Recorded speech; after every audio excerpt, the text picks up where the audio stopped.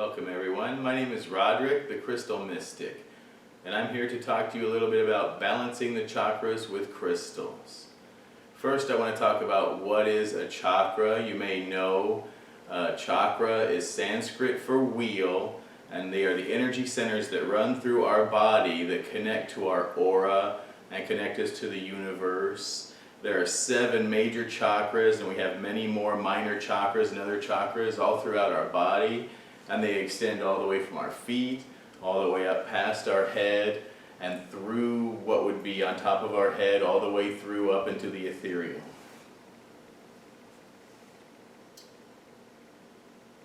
I always think of a chakra as, even though chakra means wheel, it's Sanskrit for wheel, I often think of it as kind of a pyramid. I have a pyramid here, and you'll see when I use my pendulum, what a pyramid is an energy vortex. And you'll notice when I put my pendulum over the pyramid, it rotates. That's because the pyramid, just the shape of the pyramid creates an energy vortex. That's one of the reasons that they're so powerful, and ancient Egyptians and ancient cultures used to build pyramids. And the chakra is actually a little energy vortex, almost like, imagine a little invisible tornado that's just rotating. And so you can put the pendulum over a chakra and it will show the rotation of that energy vortex in the person. So here you can see this person's chakra is spinning very strongly. So when I'm doing a chakra balancing, we analyze the chakras. The chakras can become imbalanced and underactive or overactive due to all of the stress and the emotional things and mental things that we deal with through daily life. So it's ideal to balance the chakras to bring everything into kind of its natural harmony again. And so you can use the pendulum and sense a little bit. If you're energy sensitive, just sense with your hand. You can feel that energy vortex, and you can feel if the chakra is underbalanced or overbalanced or underactive or overactive. So I might ask my pendulum to show me the spin of the chakra, and then it's going to show me what direction it's spinning. So I can tell if it's spinning. Usually clockwise will be a positive direction most of the time, and counterclockwise might be underactive. It depends on the person. And also the speed, the distance. You'll look at the speed of the chakra, and also the arc. Like, is it just kind of barely spinning a little bit, or is it a nice healthy spin? So we want to first analyze the different chakras, and then we'll actually use crystals to treat the chakras. So why crystals? There's lots of ways that are you can use to treat the chakras, to balance the chakras. Of course, I love crystals. Crystals, with their perfect lattice structure and their ability to reflect and refract light, crystals are nature's perfect little healing tools, and they help to bring healing light energy into these light vortexes. Now each chakra has a different color corresponding to it. Like red for the root chakra, so I would place a red stone, such as this red jasper, on the root chakra. And then you might place an orange, a cleansing calcite stone.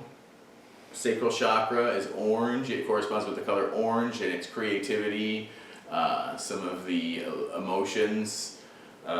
It's also all of the reproductive, kind of the self-confidence, the courage comes from the sacral chakra. We have our personal power, comes from the solar plexus chakra. It resonates with the color yellow. I usually pick a yellow stone. Here I have a nice yellow calcite. I place a yellow calcite on the solar plexus chakra. Always very careful to keep these in line.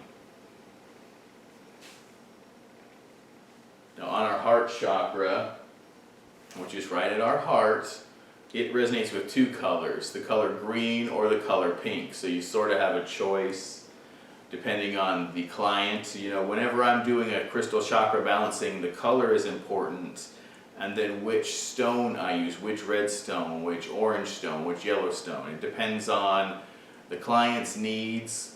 I'll do kind of what calls to me. If they tell me they have a certain thing going on, maybe I feel like they they lack confidence and they need personal power, I might use tiger's eye on their solar plexus.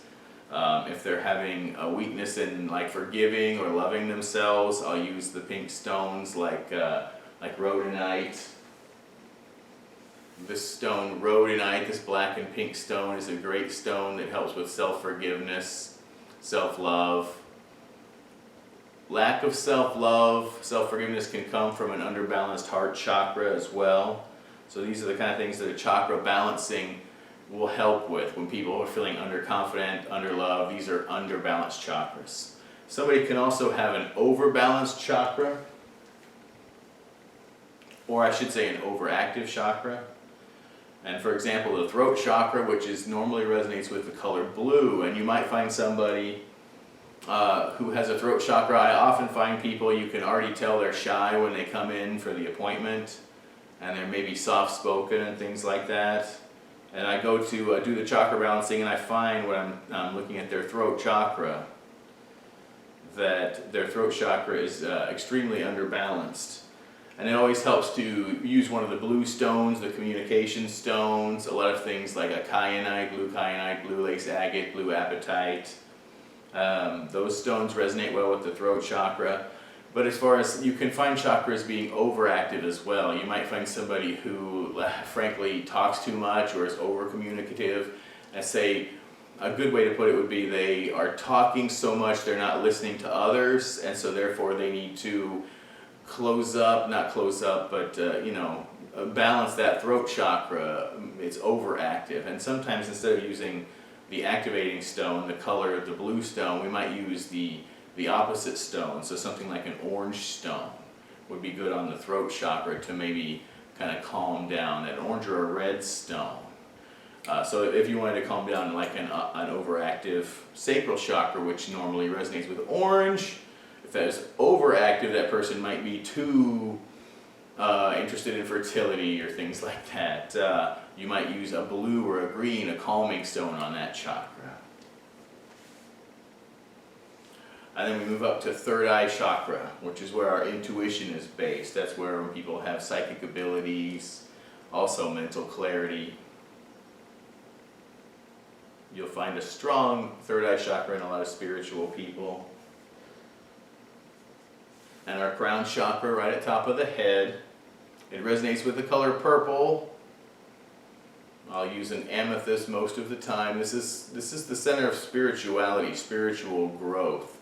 Some people you'll know who maybe aren't too spiritual, they're more concerned with the earthly kind of things. They may have an underactive crown chakra.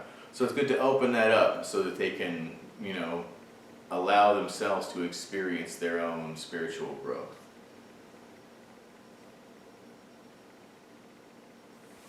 So when it's chakra balancing, I place 7 stones, making sure they're all in line with the chakras, all in line with her spine, and then she'll sit in the stones for at least 20 to 30 minutes while I look at the chakras, and I want to see, I'm looking for the spin, I'm looking for the arc, I'm looking for the direction that it's going. Is it underactive? Is it overactive?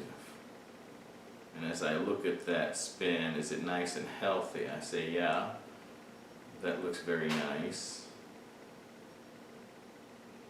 And we help these chakras along. We can energetically help a little bit as energy workers. We can use things like crystals. I have a crystal wand here. Hopefully you can see the tools that I'm using on the camera. This is a Vogel crystal wand. It's made out of clear quartz. And it's cut where the energy flows in. It's shaped specifically so energy will come in through the back and be pointed out, almost like a laser beam, like a laser pointer for energy. And we can use that, we can move the chakras, we can feel the chakra as it spins. And I can rotate that chakra in a nice healthy direction and kind of move it, to the direction that I want it to go. I get it to the right. How big I want it, the circumference I want it to be. And we'll do that with each chakra coming through. And I want to look at the spin.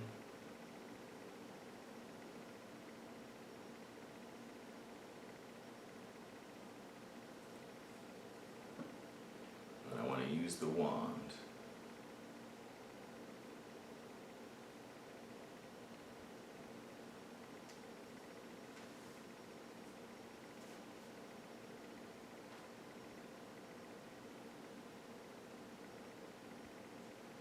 You can see good healthy spins on all of these chakras.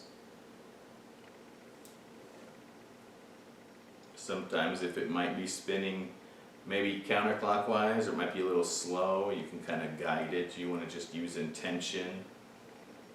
You're using intention to focus the healing light to just guide that chakra back to kind of where it's got a good healthy spin. Good rotation on the heart chakra.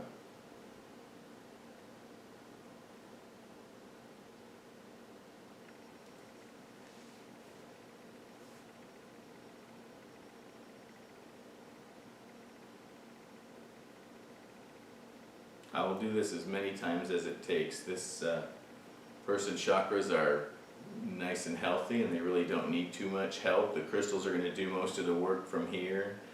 Sometimes maybe one chakra will be very underactive compared to the others.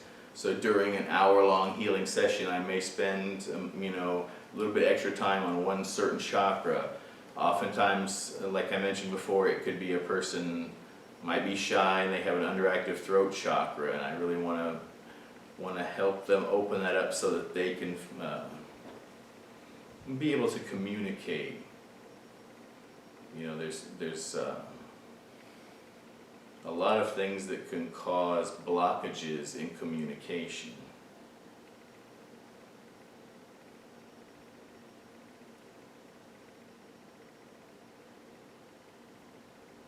So we want to try to remove these blockages. And crystals can help to do that by helping to reset the body, to reset these chakras, these energy centers, back to normal, back to functioning all at optimal condition. Kind of like, I like to look at a chakra balancing as a tune-up for your car almost.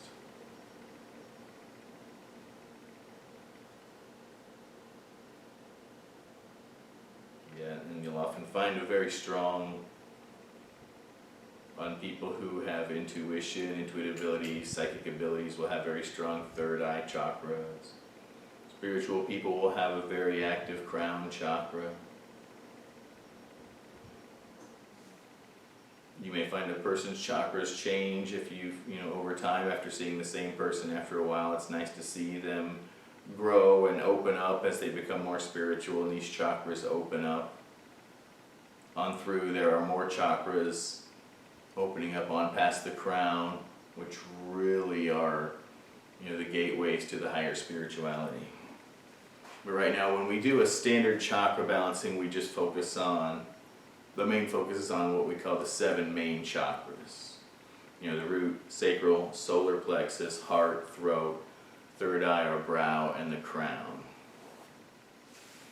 And the crystals, while she's lying with the crystals on top of her body's energy is going through a process called entrainment. Entrainment is where her frequency will raise to match the higher frequency of the crystals. And the crystals with their perfect lattice structure, that's nature's most perfect structure, is the crystalline lattice structure. The most ordered structure you'll find in nature, and then our bodies, which are very not ordered. The energy will go to mimic the crystal, to raise its vibration to the higher vibration of the crystal, and that's what helps to bring everything back into balance. Also, we have the color. So color, as you know, in light all around us contains the full frequency, all colors. That's why you'll see a rainbow. When it rains, or a prism, you'll see a light go through a prism and separate into a rainbow. So when you see a certain color, a certain colored stone, anything that's a certain color, everything is being absorbed and only the color orange or yellow is being reflected back. So when you have an orange stone, you're basically reflecting that healing light, that healing orange light, which is what the chakra is resonating with, orange, reflecting that frequency into the chakra. So while it's in training, the crystal has its lattice structure and it reflects and refracts light, the healing light energy, in the color that the chakra needs. And that's really important. And at this point, I kind of will do some energy work. I'll look around the body. I also, if I'm doing a full session, a long hour session, I do energy work. I do aura cleansing and repair and work on the aura while the crystals are working on the person's chakras. And then we'll go through and look for any energy leaks or tears in the aura. But as far as the chakra balancing, we let the crystals do their work for 20 or 30 minutes. Then I would remove the crystals, and I start on the top, start with the crown.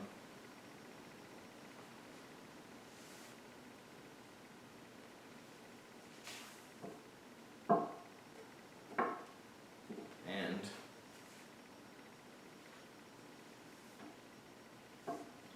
then when I'm done, I normally do a cleanse with the selenite crystal. A sweep through the aura, which just cleanses away anything.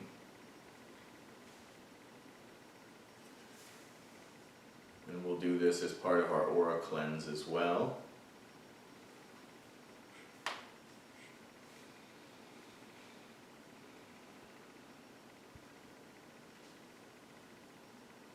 And that's a little bit about chakra balancing, why it's important. If you've never had a chakra balancing, it's something that you should try. It's a really great experience. It's usually energizing and uplifting. People tend to feel energized and kind of on top of the world for a couple of weeks after they've had a chakra balancing, especially if they've never experienced it. Some people don't even know what their chakras are, let alone that they should be balanced.